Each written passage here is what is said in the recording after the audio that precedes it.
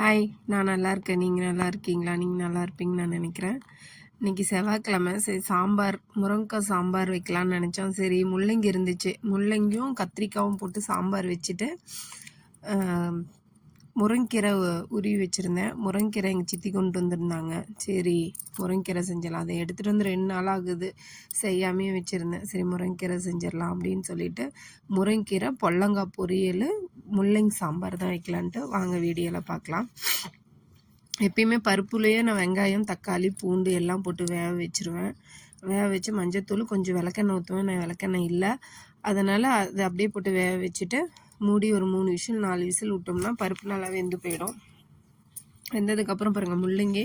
ஆனால் இந்த பொல்லங்காய் வந்து ஆர்டர் போட்டு வாங்கினது. இங்கே ஜியோ மார்க்கெட் இருக்கு இல்லைங்களா, அதில் ஆர்டர் போடுவோம். ஆனால் கொஞ்சம் முத்தனை காயாக இருக்குது. காயை பார்க்கும்போதே உங்களுக்கு தெரியும், ஒரு மாதிரியாக முத்தி போயிடுச்சு காய். சரின்னு சொல்லிட்டு அதையும் அப்படியே வணக்கிடலாம், வேஸ்ட்டு பண்ண வேணாம் அப்படின்னு சொல்லிட்டு அதையும் வணக்கியாச்சு. பொல்லங்காய் பொரியல். முருங்கைக்கீரைக்கு எப்பயுமே கொஞ்சம் பாசிப்பருப்பு போட்டு செஞ்சிங்கன்னா நல்லாயிருக்கும். முருங்கைக்கீரைக்கு பாசிப்பருப்பு ஊற வச்சிடணும். செய்கிறதுக்கு முன்னாடியே கொஞ்சம் ஊற வச்சுட்டு அதுக்கப்புறம் போட்டு வணக்குனிங்கன்னா நல்லா டேஸ்ட்டாக இருக்கும். முள்ளங்கி வந்து துளசி விட்டேன். இது வந்து என்ன அரிசின்னு பார்த்தீங்கன்னா வரகு அரிசி. சரி, ஜியோ மார்க்கெட் ரிலையன்ஸ் மாலில் போய் வாங்கிட்டு வந்திருந்தேன். அது எப்படின்னா சுகர் பேஷண்ட்டுக்கு கொடுக்கலாம் அப்படின்னு சொன்னாங்கன்ட்டு போய் வாங்கிட்டு வந்துருந்தோம். அம்மாவுக்கு சுகரும் இருக்குது, ப்ரெஷரும் இருக்குது. மாத்திரை சாப்பிட்டுட்டு தான் இருக்காங்க, ஆனால் கண்ட்ரோலான பாடு இல்லை. சரி, இப்படி ஏதோ ட்ரை பண்ணி பார்க்கலாம் அப்படின்னுக்கோசரம் தான் இது வாங்கிட்டு வந்து பண்ணிகிட்ருக்கோம். ஆனால் எது சாப்பிட்டாலும் அவங்களுக்கு சுகர் மேக்ஸிமம் குறையிறதே இல்லை. மேக்ஸிமம் 350க்கு மேலே தான் அவங்களுக்கு இருக்குது. அதனால் சரி ட்ரை பண்ணலான்ட்டு வாங்கிட்டு வந்தோம். வாங்கிட்டு வந்து அது கொஞ்சம் ஊற வச்சு, நாங்கள் எப்பயும் ஒயிட் ரைஸ் தான், அவங்களுக்கு மட்டும்தான் அது செஞ்சோம். அதை ஊற வச்சு வரகரிசி சாதம் செஞ்சுக்கலாம் அப்படின்ட்டு அவங்களுக்கு. முருங்கீரை பார்த்திங்களா, முருங்கீரை இது 2 நாள் ஆயிடுச்சு இல்லைங்களா வாங்கிட்டு வந்து. அது தானாகவே கொட்டிடுச்சிங்க, உருவவே இல்லை. அதை அப்படியே வச்சுருந்தோம் கவரில். எடுத்து பார்த்தா வெறும் குச்சி மட்டும்தான் இருந்துச்சு, எல்லாம் தானாக கொட்டிடுச்சு. சரி பரவாயில்லன்ட்டு. ஆனால் அது உருவி இருந்தால் கூட அவ்வளோ வேலை இருந்திருக்காது. அது தானாக கொட்டினது செம்ம வேலைங்க. எல்லாம் சின்ன சின்ன அந்த காம்பு எல்லாமே அதில் விழுந்துருச்சா, அதெல்லாம் எடுத்து பொறுக்கி போடுறதுக்குள்ளே அதுக்கே 1 மணி நேரம் ஆயிடுச்சுங்க. சரி, வேஸ்ட்டு பண்ண வேணாம், கீரை உடம்புக்கு நல்லது இல்லைங்களா, அதனால் கீரையை செஞ்சாச்சு.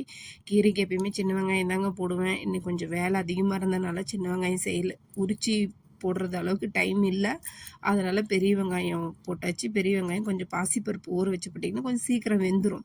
ஒவ்வொருத்தர் கீரையை வேக வச்சு செய்வாங்க, நானும் அப்படியே போட்டு வேக வச்சுக்குவோங்க.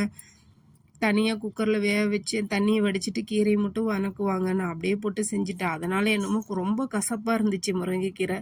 அந்த தண்ணியை ஏதோ எடுத்துட்டா கூட, கொஞ்சம் சூப் எடுத்துட்டா கூட கொஞ்சம் நல்லா இருக்குமோ என்னான்னு தெரில, ரொம்ப கசப்பாக இருந்துச்சு. ஆனால் கீரை டேஸ்ட் இருந்துச்சு. ஆனால் ஒரு எப்படி சொல்கிறது, ஒரு கருப்பு கலரில் இருந்த மாதிரி இருந்துச்சு. ரொம்ப நேரம் வேக விட்டனால அப்படியே ஆயிடுச்சு என்னான்னு தெரியல. அப்புறம் பொல்லங்காய் பொரியல் பண்ணாச்சு. எப்படின்னு வச்சுக்கோங்களேன், வாழ்க்கையில் எல்லாத்துக்குமே சில இது வரும், கஷ்டம் வரும். அந்த கஷ்டத்தை சமாளிக்கிற நிலைமையில நம்ம இருக்கோமா இல்லையான்னு நமக்கு தெரியல. ஆனால் எந்த பிரச்சனை வந்தாலும் சமாளிக்கணும். ஆனால் எந்த பிரச்சனை வந்தாலும் சமாளிக்கிற நிலைமையில இல்லாத போது எவ்வளோன்னு ரொம்ப மனசு ஒரு மாதிரியே லேசாகிடுதுங்களா. சரி, என்ன பண்ணலாம், எல்லாத்துக்கும் பிரச்சனை இருக்குதாங்க செய்யுது, யாருக்கு தான் பிரச்சனை இல்லை. அப்புறம் பாருங்கள், சாம்பார் தாளிக்கிறேன். எப்படின்னா அம்மாவுக்கு உடம்பு சரியில்லை, அவங்க ஹாஸ்பிட்டலுக்கு. மைண்டு ஒரு வாரமாகவே சரியாக வீடியோ போட முடியல. இப்போ தான் யூடியூப் சேனல் ஸ்டார்ட் பண்ணியிருந்தாலும் எனக்குன்னு ஒரு நியூ சப்ஸ்கிரைபர் இருக்காங்க, அவங்க பார்க்குறதுக்காச்சும் நான் வீடியோ போடணுன்னு ஒரு ஆசை. எனக்கு ரொம்ப ஆசை. சமையல் எனக்கு நல்லா சமைக்க தெரியும், அது எப்படி ப்ராப்பராக பண்ணணுன்னு எனக்கு தெரியல. அதனால் எனக்கு தெரிஞ்ச மாதிரி நான் வீடியோ போட்டிருக்கேன். ஆனால் வீடியோ பார்க்குறீங்க, சப்ஸ்கிரைபர் பண்ண மாட்டேன்றீங்க. லைக் பண்ணுங்கள், சப்ஸ்கிரைபர் பண்ணுங்கள், கமெண்ட் பண்ணுங்கள். முள்ளங்கி சாம்பாரில் கத்திரிக்காய் 2 கத்திரிக்காய் இருந்துச்சு, ஏன் வேஸ்ட்டாக போகுவானா அதுலேயே போட்டாச்சுங்க. போட்டு எண்ணெய், சாம்பாருக்கு எப்பயுமே வெந்தயம் போட்டு தாளிச்சிங்கன்னா இன்னும் சூப்பராக இருக்கும். வடகம், வெந்தயம், கடுகெல்லாம் போட்டு தாளிச்சிட்டு சின்ன வெங்காயம் சாம்பாருக்கு முன்னாடியே பருப்புலேயே போட்டு வேக வச்சுட்டேன். இது சும்மா ஃபார்மாலிட்டிக்கு 4 பெரிய வெங்காயத்தை போட்டு முள்ளங்கி கத்திரிக்காயெல்லாம் போட்டு வணக்கி விட்டு அதுலேயே கொஞ்சம் புளியை கரைச்சி ஊற்றிட்டேன். சாம்பார் பொடி போட்டிருக்கேன், 2 ஸ்பூன் சாம்பார் பொடி. நான் வீட்டில எல்லாம் ஆட்டுறது இல்லைங்க, சாம்பார் பொடியெல்லாம் மேக்ஸிமம் சத்தி மசாலா வாங்கிக்குவேன். குழம்புத்தூள் வந்து ஆச்சி குழம்புத்தூள் வாங்கிக்குவேன், வீட்டில் அரைச்சிக்குவேன். ஆனால் இப்போ ஹாஸ்பிட்டலுக்கு கொஞ்சம் வேலை சரியாக இருக்குங்க. மனசளவுலேயும் கொஞ்சம் கஷ்டமாக இருக்குது, மைண்ட் அளவுலேயும் கொஞ்சம் எந்த வேலையும் செய்ய முடியல. டெய்லியும் தான் சமைக்கிறோம், ஆனால் வீடியோ எடுக்க முடியல. அதுக்கும் நேரம் ஒதுக்கி வேலை இருந்துட்டு தாங்க இருக்குது. என்ன பண்ணுறது? முருங்கைக்கீரைக்கு எப்பயுமே திருவி போகிறதுக்கெலாம் டைம் இல்லைங்க. கீரையை தேங்காய் உடச்சி போட்டு அது மிக்சியில் கொஞ்சம் ஃப்ளைட் மூடில் போட்டோம்னா இந்த மாதிரி தேங்காய் இதாகிடும், திருவின மாதிரி ஆகிடும். அதே போட்டுக்குவோம். இது வந்து பொல்லங்காய் பொரியல் வணக்கிட்டு இருக்கேங்க. எண்ணெய் ஊற்றி கடுகு போட்டு கருவேப்பிலை போட்டாச்சு.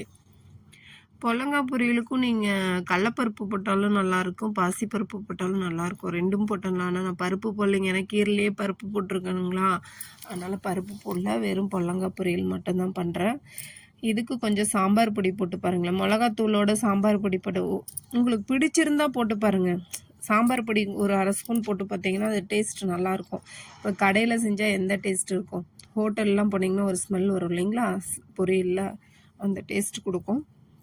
நீங்கள் சாம்பார் பொடி போட்டுக்கோங்க. இதுவும் நான் காய் வேக வச்சுலாம் போடலைங்க, அப்படியே வணக்கிட்டேன். அதுலேயே கொஞ்சம் தண்ணி தெளித்து அப்படியே சிம்மில் வச்சோம்னா அதே வணங்கிக்கும்.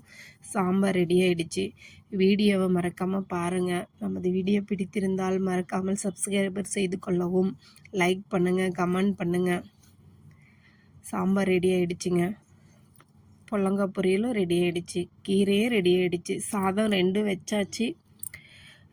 வரகரிசி சாதமும் வச்சுட்டேன், பக்கத்தில் வரகரிசி சாதமும் வச்சுட்டேன், ஒயிட் ரைஸும் வச்சாச்சுங்க. இன்னொரு வீடியோலாம் பார்க்கலாங்க. பாருங்கள், சாதம்லாம் ரெடி ஆகிடுச்சு. சாம்பார், பொல்லங்காய் பொரியல், கீரை, நேற்று வச்ச ரசம், வரகரிசி சாதம் பாருங்கள். எங்களுக்கு ஒயிட் ரைஸ். இந்த வீடியோ பிடித்திருந்தால் மறக்காமல் சப்ஸ்கிரைப் செய்து கொள்ளவும். அடுத்த ஒரு வீடியோ